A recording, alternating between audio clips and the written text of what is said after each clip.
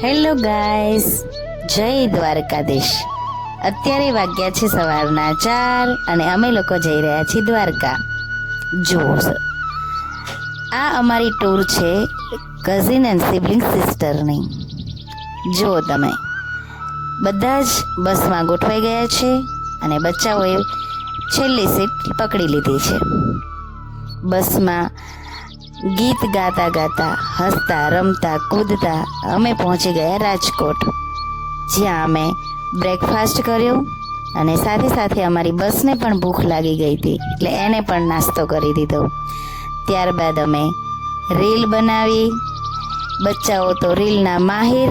સૌથી પહેલાં એમને રીલ બનાવી, ત્યાર પછી અમે રીલ બનાવી અને અમે દ્વારિકા જવા માટે નીકળી ગયા. ગુજરાતનું માલદીવ્સ એટલે શિવરાજપુર બીચ. અમે પહોંચી ગયા શિવરાજપુર બીચ. શિવરાજપુર બીચ એટલે બ્લુ ફ્લેગ બીચ, જેને ભારતનો સૌથી સ્વચ્છ બીચ છે. આંતરરાષ્ટ્રીય બ્લુ ફ્લેગનું સર્ટિફિકેટ મળ્યું છે. ત્યાંની સફેદ રેતી અને નીલું પાણી તમારું મન મોહી લેશે. દરિયાની અંદર વેવ્સની સાથે સાથે અમે ખૂબ મોજ મસ્તી કરી, ખૂબ નાયા, મજા કરી. અને ગુજરાતની પહેચાન એટલે ગરબા. ગુજરાતી હોય ત્યાં ગરબા તો હોય જ, એટલે દરિયામાં જ અમે ગરબાની રમઝટ બોલાવી. બચ્ચાઓએ પણ અમારી સાથે ખૂબ મજા કરી.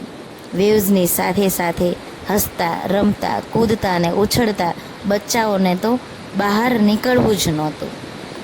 માંડ કરી અને બચ્ચાઓને અમે બહાર લાવ્યા.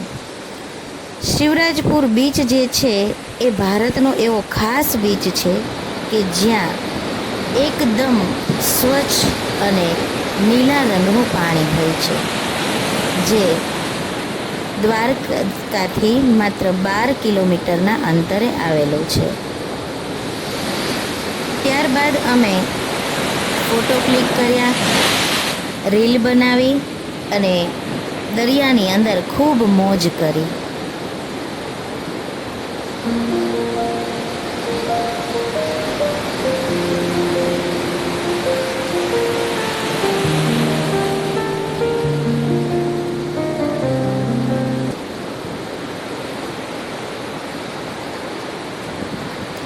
શિવરાજપુર બીચનો આનંદ માણી અમે લોકો નીકળી ગયા બેટ દ્વારકા, જ્યાં સૌથી પહેલો સુદર્શન બ્રિજ આવે.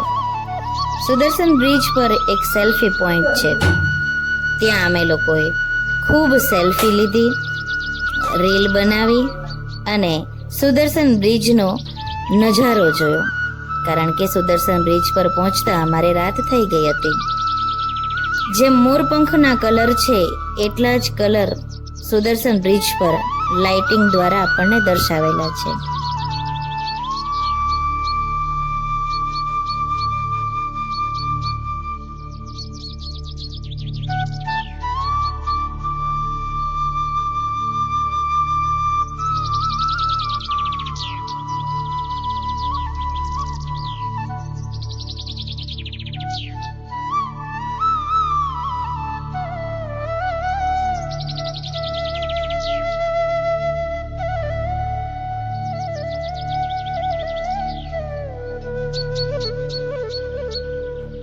ગુજરાતના દેવભૂમિ દ્વારકા ગોમતી નદીના કિનારે આવેલું છે. દ્વારકાધીશ મંદિર હિન્દુ ધર્મના સૌથી પવિત્ર અને પ્રમુખ 4 ધામોમાંનું એક છે. દ્વારકાધીશના મંદિરને જગત મંદિર તરીકે પણ ઓળખવામાં આવે છે. આ મંદિર ભગવાન શ્રી કૃષ્ણના સ્વરૂપ દ્વારકાધીશ, જે દ્વારિકાના રાજા તરીકે ઓળખવામાં આવે છે, અને આ નગરી એ દ્વારિકા રાજાને સમર્પિત કરવામાં આવે છે.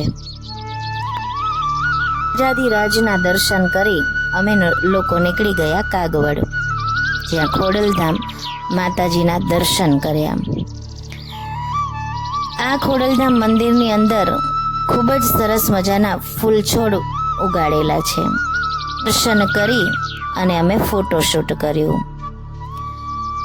ત્યાં એક શક્તિવન પણ છે, અને આ શક્તિવનની અંદર ઇન્ડોર પ્લાન્ટ અને આઉટડોર પ્લાન્ટ ખૂબ જ સરસ રીતે ઉગાડેલા છે. જે અમે નિહાળ્યા. ત્યારબાદ અમે લોકોની